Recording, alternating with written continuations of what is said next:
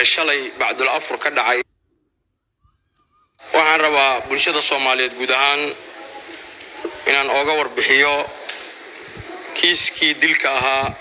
shalay bacdul afur ka dhacay xarunta tan aynu joogno kiiskaas oo badi ay bulshada Soomaaliyeed laga marin habaabiyay looguna tilmaamay goob aysan waxba jirin balse baaris dheer iyo dabagal dheer oo ay booliiska Soomaaliyeed sameeyeen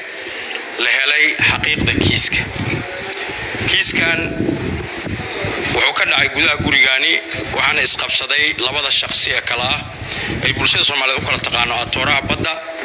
iyo Leeleefo oo ah ninka atooraha badda la jila filimaanta labadoodii oo dad muxsiniina ay u soo diraan lacagyo ay ku caawiyaan bulshada Soomaaliyeed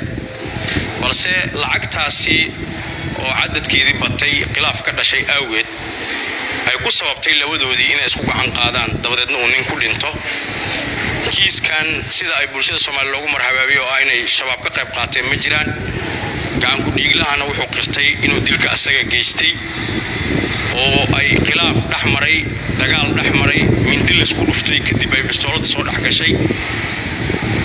dilkana uu fuliyay gacan ku dhiiglaha hadda uu booliiska gacanta ku hayo gurigan aan dhex joogno waxa wax loogu qeybin jiray bulshada Soomaaliyeed oo maatiya sida ku cad warbixinta uu qoray gacan ku dhiiglahana wuxuu sheegay lacag 60 iyo ka badan 60,000 iyo ka badan inay dhexdooda taalay uu dabadeed isku khilaafeen uu marxuumku ku yiri shaqadan anaa bilaabay anaa watay anaa ugu wixii sameeyay jiray ee iga tag adiga iyo daan ka tagay wixii aan kugu leexaqaysi iyo kuma siinay kumbigu milid shaqada anaa qabsay wixii hore oo inta Allah ku anfaco dabadeedna ninka uu gacan qaad bilaabay isla qabsigii mindidii iyo wixii isku qabsadeen mindi kan la baxay kan mindidii markuu ka taagay halkaas uu ka girshay kan bistooladii la baxay hal xabad uu gacanta ugu dhuftay maadaama uu ka xoog badnaa intii laalay uu bistooladina gacanta kala wareegay dabadeedna uu 3 xabadood ku dhuftay sida ku cadeed kiiska bistooladii iyo mindidii la isku dagaalay asagaana wacay booliiska Soomaaliyeed gacan ku dhiiglaha oo 199 wacay uu yiri atooraha badda la dilayna soo gaara markii booliisku ay yimaadeen intaas imaanin ka horna wuxuu dabaqada sare guriga saaray saqafka guriga ku tuuray bistooladii iyo mindidii isku dhufteen